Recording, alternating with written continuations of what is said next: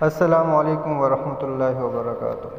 الحمدللہ رب العالمین والصلاة والسلام علی سیدنا محمد وعلی آلہ وصحبہ اجمعین، اما بعد۔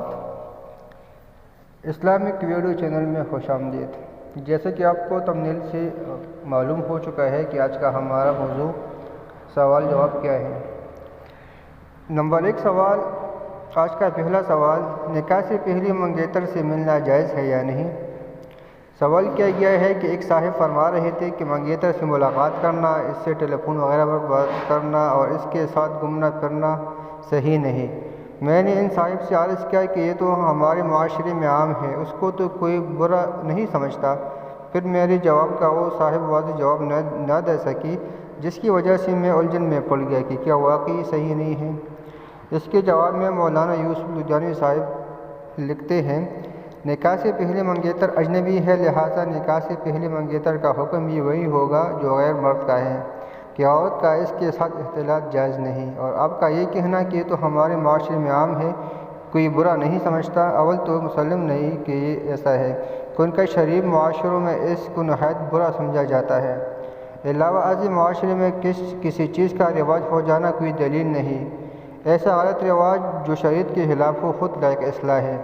ہمارے کالجوں یونیورسٹیوں میں لڑکیاں غیر لڑکے کے ساتھ آزادانہ گھومتی پھرتی ہے، کیا اس کو پھر جائز کہا جائے گا؟ آج کا دوسرا سوال اور اس کا جواب، جس عورت سے نکاح کرنا ہو اس کو ایک نظر دیکھنے کے علاوہ تعلقات کی اجازت ہے کہ نہیں؟ سوال کیا گیا ہے کہ شادی سے قبل ایک دوسرے کو چاہنے والے لڑکی اور لڑکے کے تعلقات آپس میں کیسے ہونے چاہیے؟ یعنی ایک دوسرے سے میل جول یا بات چیت کر سکتے ہیں لیکن کوئی غیر اخلاقی حرکت کے مرتکب نہ ہونے پائے۔ ایسی صورت میں اس کا ملنا جلنا کیا شرعی حیثیت رکھتا ہے؟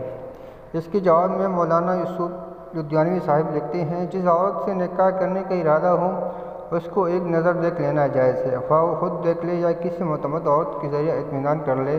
اس سے زیادہ تعلقات کی نکاح سے قبل اجازت نہیں ہے، نہ میل جول کی اجازت ہے، نہ بات چیت کی اور نہ ہر تنہائی کی۔ نکاح سے قبل ان کا ملنا جلنا بجائے خود غیر اخلاقی حرکت ہے۔ اگر آپ اسلامی مسائل کے بارے میں جاننا چاہتے ہیں تو ہمارے چینل کو سبسکرائب کیجیے۔